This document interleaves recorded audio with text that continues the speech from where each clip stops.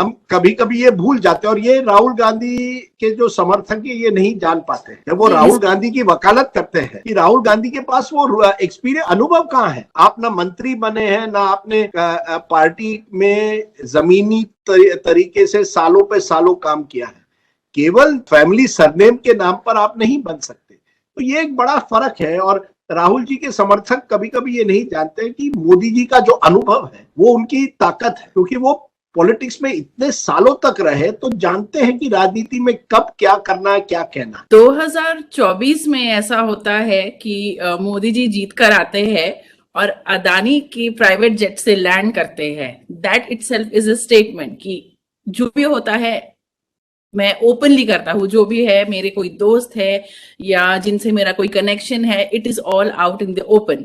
वो लैंड करते हैं एंड वो कुछ लोगों से मिलते हैं। Could you tell us what exactly happened कि like the moment he lands वो काम पे लग जाते हैं? देखिए, ऐसा है कि मेरी पहली किताब जो थी 2014 के चुनाव पर, ये 2019 की जो किताब है उसका सीक्वल एक तरह से आप कह सकते हैं। क्योंकि 2014 में जब मोदी जी पहली बार जीतते हैं तो वो आउटसाइडर की तरह आप उन्हें देखते हैं। वो कोई दिल्ली की राजनीति से जुड़े हुए नहीं थे, वो एक मुख्यमंत्री थे, वो कोई राष्ट्रीय नेता उस समय माने नहीं जाते थे, या बहुत कम लोग उन्हें राष्ट्रीय नेता के स्तर में देखते थे। एक बार वो 2014 का चुनाव जीत जाते हैं तो उनको वो एक सफर करना है गुजरात से दिल्ली। अब जैसे आपने कहा, वो सफर जो वो पहली बार करते हैं, दिल्ली आते हैं, वो अडानी के प्लेन में आते हैं। अब एक ऐसे समय आते हैं जबकि चुनाव के कैंपेन में राहुल गांधी ने उन पर आक्षेप लगाया था कि वो ये अडानी अंबानी के सरकार है होगी, या अडानी अंबानी सरकार चलाएंगे। अब ऐसे वातावरण में मोदी जी खुद अडानी जी के प्लेन में दिल्ली पहुंचते हैं, और वहां एक के बाद एक ब्यूरोक्रेट वगैरह उनके लिए इंतजार कर रहे हैं। कोई ज्यादा भी जानता नहीं कि नरेंद्र मोदी जी है कौन। तो कुछ ब्यूरोक्रेट्स तो चाहते हैं कि उनको कोई अच्छी पोस्टिंग मिले, कुछ ना कुछ मिले, तो सब गुलदस्ते के साथ वहां एयरपोर्ट पर खड़े हुए हैं। तो मोदी जी देखते हैं उनको और कहते हैं तुरंत, देखिए यहाँ गुलदस्ते के लिए टाइम नहीं है, चलिए काम पर लगते हैं। तो उनको भी देखिए, मोदी जी की खासियत क्या है कि वो अपने आप को दिखाना चाहते हैं कि वह एक कर्मयोगी हूं। मैं उन नेताओं में नहीं हूं जो आपने ट्रेडिशनल नेता देखे, मैं अलग तरीके का नेता हूं। तो वहीं से देखिए, अगर ट्रेडिशनल नेता होता तो क्या करता, शायद इंडियन एयरलाइंस की प्लेन में आ जाता, शायद वो अपने सब जितने भी उनके चमचे होते हैं उनके साथ जुड़कर वो लोग सब आते, उनका बड़ा स्वागत होता। मोदी जी एक बार चुनाव जीत गए, उनको लगा अब मैं दिखाना चाहता हूं कि मैं एक नए तरीके का लीडर हूं। हालांकि मोदी जी को फोटो आप बड़ा अच्छा लगता है, वो फोटो आप जानते हैं, इवेंट मैनेजमेंट जानते हैं, लेकिन उस समय उन्होंने एक स्टेटमेंट की अडानी के प्लेन में आकर कि देखिए, आप जितने आरोप मुझ पर लगाए, मुझ पर कोई असर नहीं होने वाला, मैं अपने काम पर लगूंगा, मैं अलग तरीके का नेता हूं।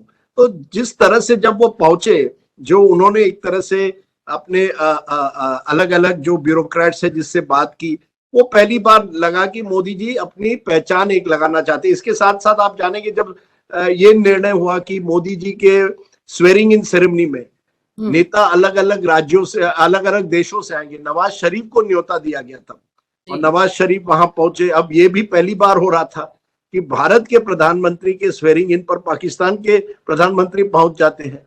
तो अपना अलग पहचान बनाने की लगातार मोदी जी की कोशिश रही है डे वन से। तो ये उनकी मुझे लगता है खासियत है। तुरंत कॉन्टैक्ट नंबर्स उन्होंने शेयर कर दिए थे, ईमेल आईडी शेयर कर दी थी जब वो लैंड हुए थे।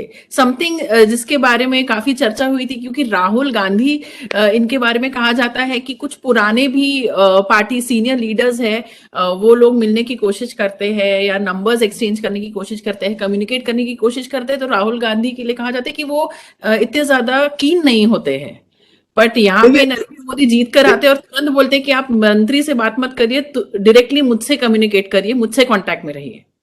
देखिए, ये 2014 की बात है। अगर यही प्रश्न आप 2021 में पूछेंगे तो कई लोग कहेंगे अभी भी अब मुश्किल हो गया है मोदी जी से संपर्क करना। देखिए, एक बार नेता इतना बड़ा बन जाता है तो उनके इर्द गिर्द तो लोग आ जाते हैं, लेकिन उस समय जब वो शुरुआत में आ जाते हैं प्रधानमंत्री बनकर, तो जरूर उनकी एक खासियत है कम्युनिकेशन, संपर्क, डायरेक्ट। वो देखिए, मोदी जी की खासियत क्या है कि वो पार्टी के जो प्रवक्ता है या मंत्री है उन पर इतना भरोसा नहीं करते जितना उनको लगता है खुद पर भरोसा है कि मैं जनता से डायरेक्ट संपर्क करूंगा या किसी अफसर से डायरेक्ट संपर्क करूंगा, ताकि वो जो सिस्टम, जो बीच का सिस्टम है उसकी कोई जरूरत नहीं है। देखिए, जिसे हम अंग्रेजी में कहते हैं पर्सनलाइजेशन ऑफ पावर, पावर व्यक्ति में आ जाता है। मोदी जी कहीं ना कहीं व्यक्ति, उनके जो विरोधी है कहते हैं व्यक्ति पूजा।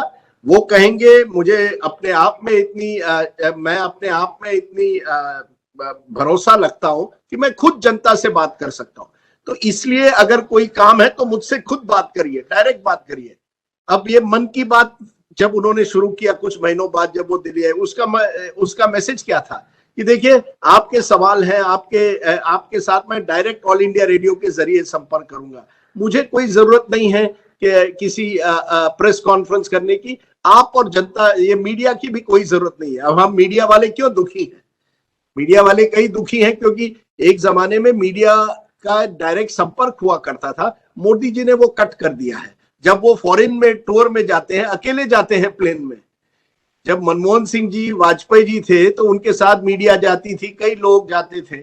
मोदी जी अपने कुछ गिने चुने अफसर के साथ डायरेक्टली जाते हैं। तो कम्युनिकेशन उनका जो है वो वन वे है, वो जनता के साथ डायरेक्ट है, और वो नहीं चाहते कि बीच में कोई मीडिया उसमें मध्यस्थ करे। तो ये अपने, देखिए हर नेता की अपनी एक खासियत होती है, एक पहचान होती है, और मोदी जी चाहते हैं कि दुनिया जाने की, देखिए ताकत जो है ना वो व्यक्ति में है, मुझ में है। आप ये सिस्टम पर भरोसा मत रखिए, मैं सिस्टम को ठीक करूंगा। सर, मोदी के बारे में ये भी कहा जाता है कि एक वक्त पे तो डेफिनेटली हम कह सकते थे कि ही हैड दैट आर्ट कि मीडिया को एक यूजफुल टूल के समान यूज करे, जबकि राहुल गांधी के लिए कहा जाता है कि कैपिटलाइज नहीं कर पा रहे हैं मीडिया को। Of course, I mean media has written quite many things about him, that is also true, but then how do you see this? देखिए राधिका, हम मल्टी मीडिया के जमाने में हैं। अगर आज की तारीख में आप मीडिया का पूरी तरह से इस्तेमाल नहीं करेंगे तो आप बेवकूफ हैं। आज की तारीख में किसी के नेता के पास जो मल्टीमीडिया टेक्नोलॉजी के हथियार हैं, जैसे आज हम बात कर रहे हैं डायरेक्टली केवल ये वेब चैट पर, तो अगर मैं दिल्ली में बैठकर पूरे देश से बात कर सकता हूं। अगर ये मीडिया जो मैं 20 साल पहले नहीं कर सकता था, 20 साल पहले मुझे हर जगह जाकर रैली करनी पड़ती थी जनता से संपर्क करने, आज एक जगह बैठकर नमो ऐप पर आप हजारों लोगों से डायरेक्ट बात कर सकते हैं। राहुल गांधी भी कर सकते हैं, कोई उनको किसी ने रोका नहीं था, बट ही वॉज एटलीस्ट, पहले तो बिल्कुल नेचुरल कम्युनिकेटर नहीं थे, उनको कई साल लगे ट्विटर पर आने, फेसबुक पर आने, वो तो इन चीजों पर आना ही नहीं चाहते थे। मोदी जी 2009-10 में पहुंच गए ट्विटर फेसबुक पर, यानी जबकि हम भी नहीं पहुंचे थे तब मोदी जी वहां पहुंच गए थे। मोदी जी को जानकारी, वो मोदी जी टेक्नोलॉजी अच्छी तरह से उनकी पकड़ है, वो जानते हैं कि टेक्नोलॉजी और कम्युनिकेशन खास करके आज की तारीख में किसी भी नेता के पास एक हथियार की तरह है, जिसका आप इस्तेमाल अच्छी तरह भी कर सकते हैं, बुरी तरह से भी। आप फेक न्यूज और प्रोपेगेंडा भी अपना फैला सकते हैं, लेकिन उसके साथ साथ अपनी बात भी जनता तक पहुंचा सकते हैं। मैंने अपने, मुझे लगता है 2014 और 19 दोनों किताब में लिखा है कि Rahul Gandhi has never missed an opportunity to miss an opportunity. उन्होंने कभी मौका नहीं चूका है मौका चूकने के लिए। वहीं मोदी जी ने हर मौके का फायदा उठाकर एक तरह से, खास करके मीडिया को एक तरह से कुछ कहेंगे बिल्कुल अपने कब्जे में कर दिया है। बिल्कुल टेक्नोलॉजी के जरिए अपनी बात रखने की जो उनकी क्षमता है, ये उनकी खूबी भी है, और कुछ लोग कहेंगे एक तरह से वो वन वे कम्युनिकेशन है। लेकिन देखिए, हर नेता की पहचान होती है। अब मायावती जी को लीजिए, मायावती जी कोई टेक्नोलॉजी यूज नहीं करती, कोई व्हाट्सएप पर नहीं बैठती, फेसबुक पर नहीं बैठती, ट्विटर, लेकिन वो चुनाव तो जीती है पहले। देखिए, ऐसा नहीं है कि केवल मीडिया के जरिए आप चुनाव जीतते हैं। मीडिया एक आपके पास हथियार है, आपके पास और भी चीजें होने की जरूरत है। कुछ नेताओं की करिश्मा जो होती है वो मीडिया के जरिए होती है, कुछ मीडिया के बाहर होती है। जयललिता, वो कोई मीडिया से संपर्क नहीं करती थी, लेकिन वो बड़े सक्सेसफुल चीफ मिनिस्टर रही तमिलनाडु की। मोदी मॉडल में मीडिया की जरूरत है उनको, क्योंकि Modi model, sir, in this case the formula was perfect. बिल्कुल नहीं, मैं हमेशा कहता हूं, यू आर राइट राधिका, कि Modi ji was there at the right place at the right time. क्योंकि देखिए, मोदी जी के पहले कौन था? मनमोहन सिंह जी की बड़ी कमजोरी क्या थी कि वो मीडिया के साथ, वो एक ब्यूरोक्रेट आदमी थे, वो बड़े अच्छे सभ्य आदमी थे, but he was not a वक्ता, वो स्पीकर नहीं थे। यानी वो अपनी बात वही, वो अच्छा काम करते थे, लेकिन वो उस बात को कैसे मार्केटिंग करना नहीं जानते थे। मोदी जी जानते थे। अब स्वच्छ भारत जो उनका कार्यक्रम था, इसके पहले कांग्रेस ने भी शुरू किया था निर्मल भारत, लेकिन उसकी मार्केटिंग नहीं हुई। मोदी जी ने उसको बहुत आगे ले गए, कहा कि ये मेरा पर्सनल प्रोग्राम होगा। गांधी जी के चश्मे भी लगा दिए उसके साथ, यानी एक गांधी जी से भी जोड़ दिया, जनता से आपने जोड़ दिया, जनता के सामने आपने पिक्चर दिखाए कि मैं की जो सफाई हो रही है किस तरह से, यानी एक इंस्पायरिंग लीडर की तरह अपने आप को प्रोजेक्ट करने की कोशिश की। तो उस समय भारत को ऐसे लीडर शायद जनता चाहती थी कि बहुत हो चुका, कांग्रेस के जो 10 साल हुए उसमें कई करप्शन के आरोप लगे, अन्ना हजारे मूवमेंट हुआ, एक इकोनॉमी में गिरावट आ रही थी, इकोनॉमी स्लो हो रही थी, महंगाई बढ़ रही थी। तो जनता को लगा यार हमें एक कोई ऐसा व्यक्ति चाहिए जो एक सफेद घोड़े पर आकर इस देश को तुरंत बदल दे। अब मोदी जी घोड़े पर आए कि नहीं मैं नहीं जानता, लेकिन आए तो जरूर उस समय देखिए हर चीज का एक समय होता है। उस समय 2014 के समय देश में एक निराशा का माहौल था। उस निराशा के माहौल में मोदी जी आते और कहते मैं आपको अच्छे दिन दिलवाऊंगा। और यही वजह है कि 2014 के बाद 2014 में मोदी जी को इतना यश मिला। 2019 जो मेरी किताब में मैंने लिखा है वो और मुश्किल था, क्योंकि अब आपको अपने 5 साल के ट्रैक रिकॉर्ड पर लोग देख रहे थे। 2014 में हम नहीं जानते थे कि मोदी जी है क्या कर पाएंगे। 2019 तक अब लोग उनकी ट्रैक रिकॉर्ड पर देख रहे थे, और इसी वजह से वो ये अलग चुनाव बन गया। और ये एक चुनाव 2014 में आशा का चुनाव था। 2019 का चुनाव मैं कहूंगा एक तरह से लोगों ने कह दिया चलिए हमने कम से कम मोदी को 5 साल परखा है, चलिए और 5 साल देने की संधि हम उन्हें दे देते। आपने बालाकोट एयर स्ट्राइक के बारे में भी लिखा है, तो उसमें मनमोहन सिंह ने कहा था कि ये तो हमने भी किया था, इट्स जस्ट दैट कि हमने उसकी पब्लिसिटी नहीं की थी, but Modi did that very well. उन्होंने किया और उन्होंने ही एंश्योर्ड कि लोगों तक वो पता चले।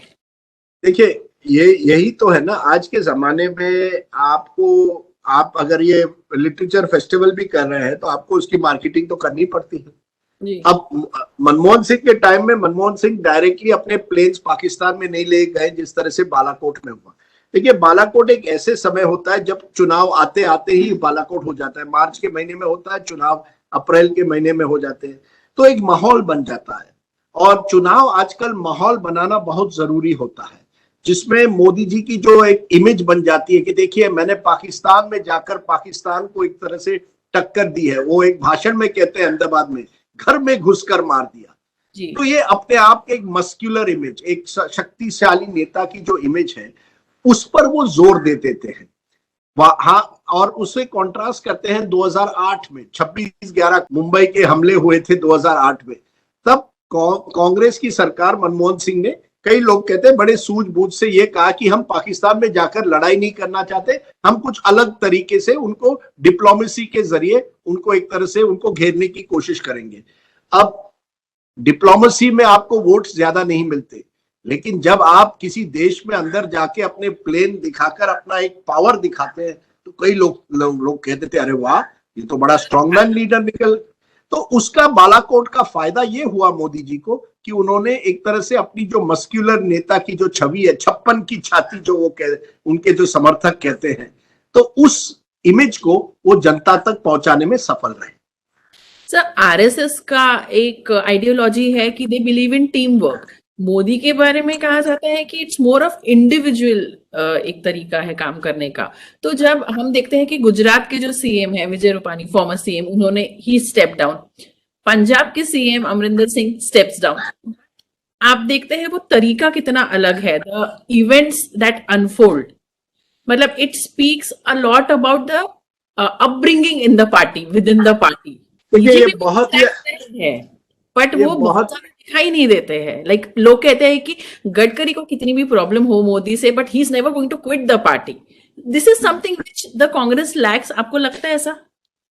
देखिए आपने एक बड़ा अच्छा सवाल पूछा, खास करके शुरुआत में, कि देखिए हर व्यक्ति की एक स्टाइल होती है। मोदी जी की स्टाइल बड़ी इंडिविजुअलिस्टिक है। आप लोग नागपुर में हैं, नागपुर में जहां संघ का हेडक्वार्टर है, संघ की स्टाइल हमेशा कोलिजियल रही है, सबको साथ लेकर काम करना है, व्यक्ति पूजा नहीं करनी है। व्यक्ति की सरसंघचालक भी हो, वो प्रचारक भी है, प्रचारक हो या सरसंघचालक, सब साथ लेकर आगे बढ़ेंगे।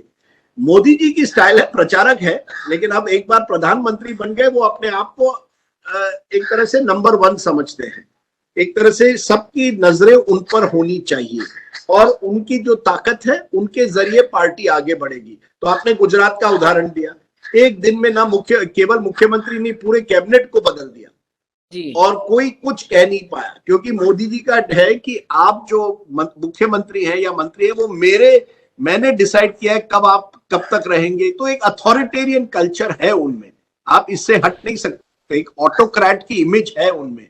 अब दूसरी तरफ आप कांग्रेस को लीजिए, अब आज की तारीख में उन्होंने अमरिंदर सिंह जी को हटाया, वो भी लास्ट मिनट, बहुत मुश्किल के बाद चन्नी जी को बनाया, और अब भी आप देख रहे हैं सिद्धू जी और चन्नी जी में रोज कुछ ना कुछ तकरार होता है, और कांग्रेस आलाकमा इस पर कुछ नहीं कर पाती है, क्योंकि उनमें वो ताकत, वो क्षमता नहीं है। एक जमाने में जब इंदिरा गांधी थी, और इसीलिए मैं कहता हूं इंदिरा गांधी के पॉलिटिकल प्लेबुक और नरेंद्र मोदी के प्लेबुक में ज्यादा फर्क नहीं है।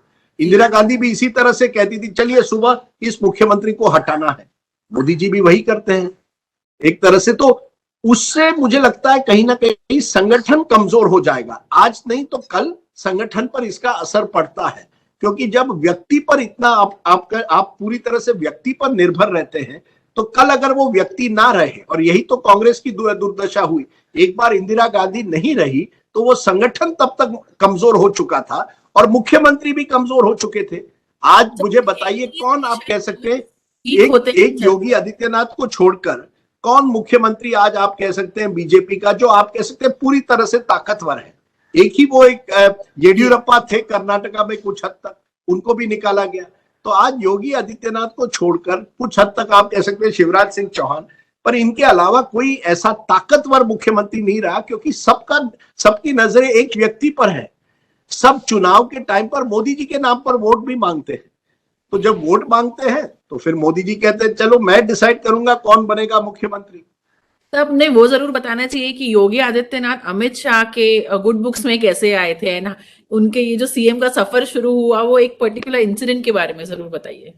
देखिए, एक इंसिडेंट था जबकि अमित शाह को एक तरह से वहां वो एक रैली में गए थे, और वहां बीजेपी के कई कार्यकर्ताओं के बीच में एक आपस में भिड़ंत हो रही थी, और कई लोग वहां जाकर हिंसा की उनको लगा कि वहां हिंसा भी हो सकती है। उस पूरे वातावरण में योगी जी और उनके लोग वहां जाकर अमित शाह जी को वहां से निकाल लेते हैं, पूरे सिचुएशन को संभला लेते हैं।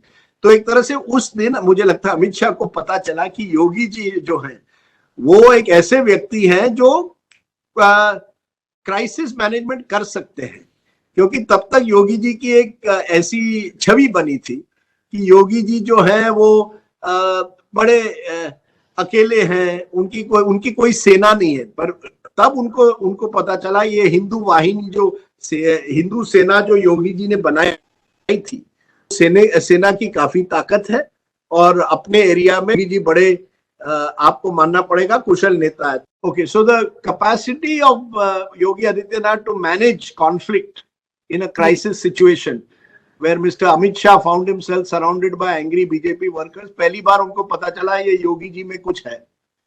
यूपी में अगर कोई कुछ कर सकता है तो वो योगी है, योगी जी। हाँ, वो वैसे मुझे नहीं लगता उनके फर्स्ट चॉइस थे, लेकिन देखिए बीजेपी एक बार मेजॉरिटी लेकर आई 2017 के यूपी चुनाव में, तो हिंदुत्व की जो लहर थी उसको और एक तरह से एक बढ़ावा मिल गया उस समय।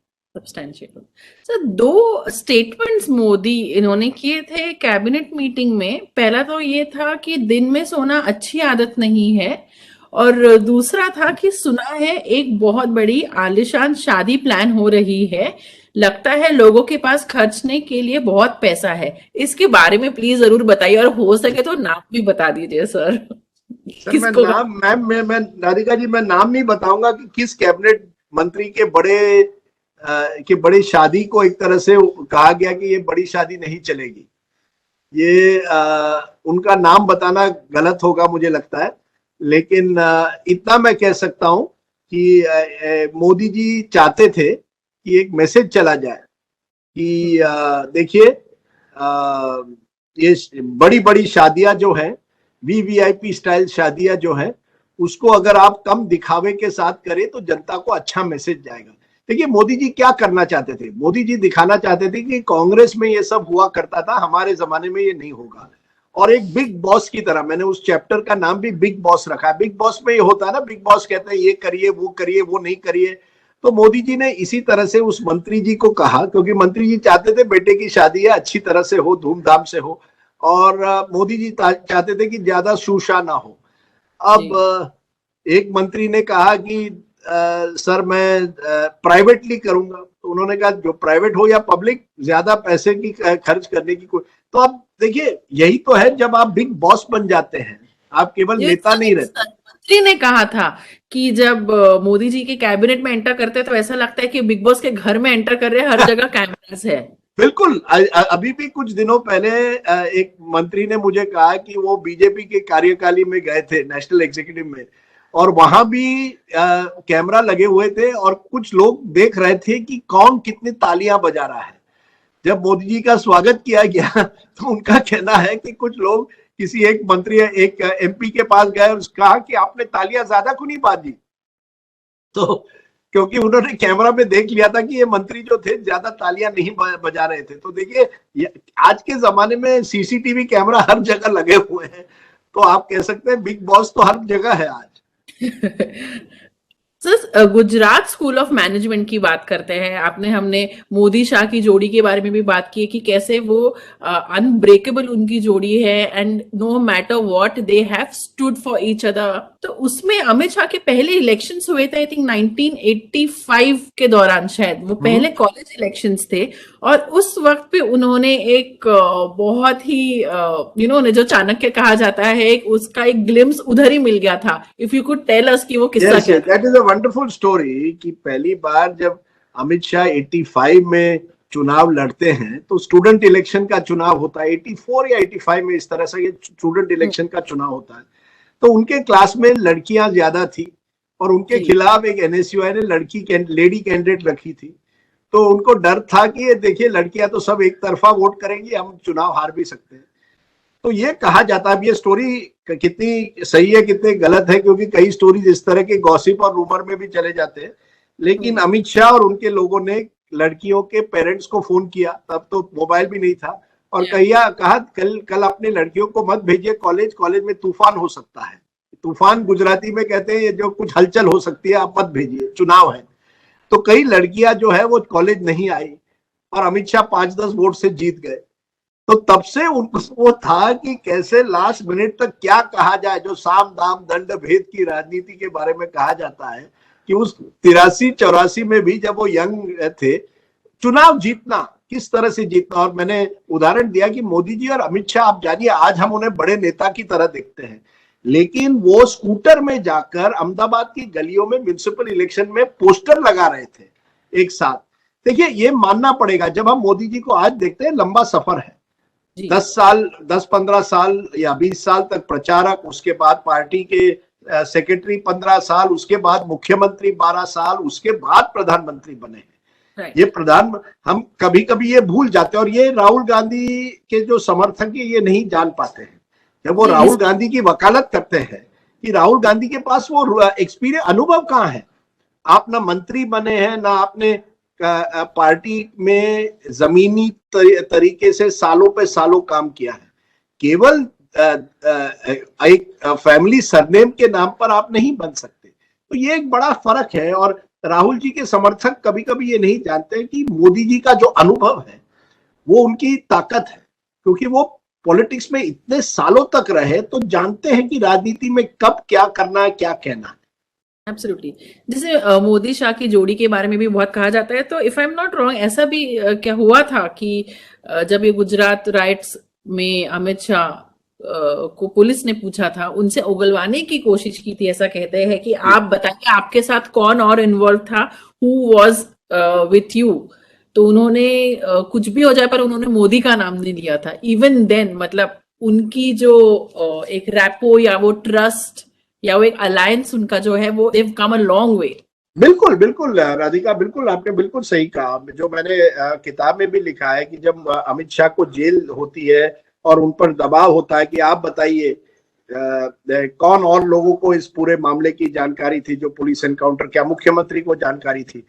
तो उन्होंने कभी मोदी जी का नाम नहीं लिया। और ये 40-50 साल लगभग हो गए ये संपर्क उनका, 83-84 में पहली बार मिलते हैं। यानी 40 साल का ये एक रिलेशनशिप है इनकी। ये कोई ओवरनाइट रिलेशनशिप नहीं बनी है और ये केवल गुजराती होने की वजह से नहीं बनी है। लेकिन जब आप एक स्कूटर पर बैठकर, आप सोचिए ना, मैं कभी कभी वो दृश्य देखता हूँ, आप सोचिए आज की तारीख में अमित शाह स्कूटर चला रहे हैं। जय वीरू के समान इमेजिन कर रही हूं। बिल्कुल बिल्कुल बिल्कुल सही, जय वीरू की तरह स्कूटर में बैठकर, एक स्कूटर पर अमित शाह, उनके पीछे नरेंद्र मोदी, और अहमदाबाद की गलियों में जाकर पोस्टर लगा रहा है। और जब ये जमाना तब है राधिका, आज तो जमाना बदल गया। तब कांग्रेस का रुतबा था, तब केवल कांग्रेस ही चुनाव जीतती थी गुजरात में। तो ऐसा नहीं है कि वो पार्टी, यानी आप ऑपोजिशन में थे। एब्सोल्युटली विपक्ष में होना और वहां लगातार काम करना, आपको मानना पड़ेगा कि ये बीजेपी की एक तरह से ताकत है। सर मोदी आज ऑफ कोर्स एक बहुत बड़े मास लीडर है। हम डीमोनेटाइजेशन की भी बात करते हैं तो उन्होंने जिस तरीके से कहा कि मुझे चौराहे पे ले जाना है एवरीथिंग, तो लोगों के दिमाग में एक एच हो गया कि इट वाज एज्ड कि ये इंसान गरीबों के लिए लड़ रहा है। तो वो आज उनकी एक मास लीडर की इमेज है। बट एक वक्त ऐसा भी आया जब उन्होंने उनके जो 1.5 लाख के जो स्पेक्स थे उसकी चर्चा हुई, या 10 लाख का सूट था उसकी चर्चा हुई। And of course we have had Jayalalithaa, उनकी शिफॉन साड़ीज एंड उनकी 10,000 के ऊपर साड़ियां उनका कलेक्शन था, या इंदिरा गांधी के हैंडलूम साड़ीज, नेहरू जैकेट। ये हमेशा मीडिया ने इसको कवर किया है, लोगों ने बहुत इंटरेस्ट भी लिया इन बातों में। पर when Rahul Gandhi wears a Burberry jacket, he cannot get away with that। क्या आपको लगता है कि इसके पीछे, of course Modi was also very heavily criticized for what he wore, but Rahul Gandhi, when it comes to Rahul Gandhi, criticise एक बहुत अलग लेवल पे क्रिटिसाइज करना शुरू हो जाता है। क्या आपको लगता है कि इसके पीछे का रीजन ये है कि Modi does not come from a dynasty और Modi does not come from a particular lineage, and एक एडवांटेज ये भी है कि कोई आगे पीछे नहीं है, तो you know he is not going to be corrupt ever. एक लोगों के दिमाग में एक बात बैठ चुकी है। देखिए बिल्कुल सही आपने कहा। देखिए राधिका, मोदी जी ने क्या किया जब वो पहली बार एक तरह से अपने आप को प्रधानमंत्री प्रोजेक्ट कर रहे थे? उन्होंने कहा कि देखिए, मैं ये लड़ाई जनता की लड़ाई लड़ रहा हूं, मैं जनता का नेता हूं, मैं आप ही से आता हूं, मैं तो एक छोटे घर से आता हूं, मैं चाय वाले का बेटा हूं, मैं उस छोटे महसाणा के एक छोटे जगह से आता हूं, मैं कोई दिल्ली का बड़ा बादशाह नहीं हूं। तो बार बार उन्होंने एक कोशिश जाता है कि डीमोनेटाइजेशन के वक्त पे उनकी माँ भी लाइन में लग के वो भी थी। तो देखिए, उनकी कोई माँ वैसे लाइन में नहीं लगी थी, लेकिन उन्होंने एक इमेज प्रोजेक्ट की कि जब वो उनकी माँ का जन्मदिन होता है, मैं माँ को मिलने जाता हूँ, मेरी माँ उसी घर में रहती है जो पहले रहती थी, कोई बड़े आलीशान मकान में नहीं रहती, मेरे साथ भी नहीं रहती। तो उन्होंने अपने आप को एक तरह से गरीब जनता के साथ जोड़ने की कोशिश की है। और इसीलिए जब वो उन पर जब सूट बूट की सरकार का आरोप लगता है तो वो उतना उस पकड़ नहीं पाता है, क्योंकि लोग कहते हैं लेकिन वो तो छोटे घर से आते हैं, उन्होंने अपनी मेहनत से वो आगे बढ़े हैं। राहुल गांधी की जो बर्बरी की बात की, लोग कहेंगे देखिए यही तो इनकी मुसीबत है, किया तो कुछ है नहीं, मेहनत तो नहीं की है, लेकिन बर्बरी जैकेट पहनते हैं क्योंकि वो बड़े परिवार से आते हैं।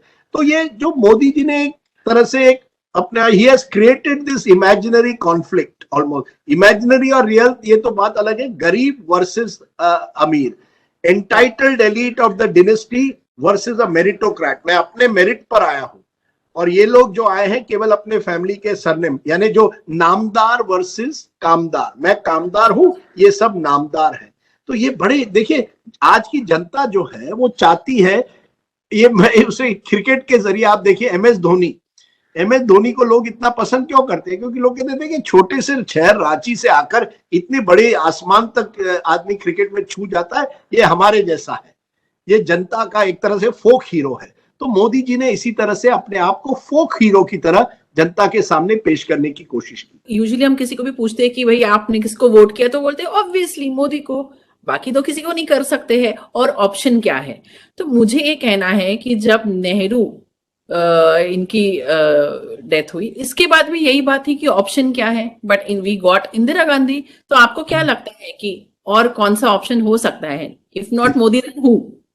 Good question. For years this was, जब नेहरू जी, आपने सही कहा, जब नेहरू जी प्रधानमंत्री थे, ये क्वेश्चन हमेशा पूछा जाता था, आफ्टर नेहरू यू हु। आज भी वो सवाल पूछ रहे हैं, आफ्टर मोदी हु। देखिए, ये देश बहुत बड़ा है, ये 140 करोड़ का देश है, और स्थितियां बदलेगी, परिस्थितियां बदलेगी, कौन कहां से उभर कर आएगा। मैं अरविंद केजरीवाल को जानता था जब वो एक आरटीआई सामान्य एक्टिविस्ट थे। कौन जानता था कि आरटीआई एक्टिविस्ट दिल्ली का मुख्यमंत्री बनेगा। अब उनकी भी एम्बिशन है कि मैं एक दिन प्रधानमंत्री बनूं। ममता बनर्जी कौन जानती थी कि एक सामान्य औरत, वैसे कालीघाट से, अब ये उनके सपना है कि वो मुख्यमंत्री बने। तो देखिए, इस देश में ना स्थिति बदलेगी, ये देश लोकतंत्र रहेगा। हम चीन नहीं है, क्योंकि हमारे देश में समय से समय में लोग बदलाव चाहेंगे। आज मोदी जी का ईरा है, मोदी जी का युग है, कल कौन जाने किसका युग हो। समय बदलते समय से नए चेहरे आएंगे, नई परिस्थितियां आएंगी, नए, मुझे लगता है, समीकरण होंगे राजनीति में। बट मोदी के लिए कहा जाता है कि he is a one man show.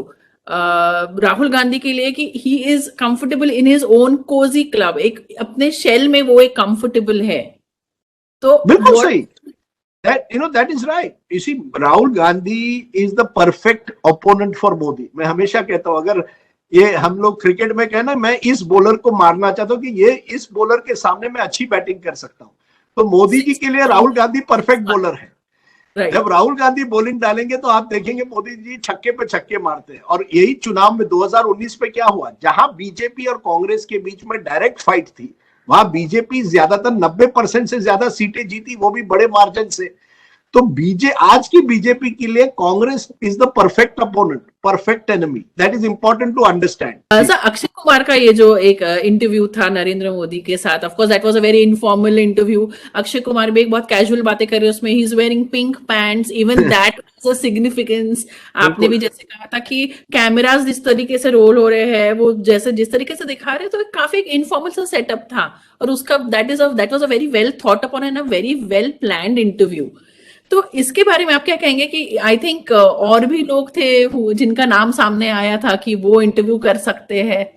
If you देखिए, कई लोगों के नाम थे। क्या सचिन तेंदुलकर से करवाए, भारत रत्न है, क्या शाहरुख या सलमान से करवाए हो तो बड़े स्टार हैं। लेकिन उस समय बालाकोट के बाद राष्ट्रभक्ति, देशभक्ति की बहुत बात हो रही थी। अब अक्षय कुमार उसी तरह के पिक्चर भी करते हैं, तो Akshay Kumar fitted the character. देखिए, इसी में तो कहते हैं इवेंट मैनेजमेंट। ये इवेंट बन गया ना, ये इंटरव्यू नहीं था, ये इवेंट थी। इतने कैमरा लगाए गए, पिंक पैंट्स, आपने सही पकड़ा, गुलाबी पैंट्स। आम के बारे में बात करते हैं, पॉलिटिक्स के बारे में नहीं है, यानी ह्यूमन डायमेंशन दिखाना चाहते हैं। मैं तो आम खाने वाला आम आदमी हूं एक तरह से।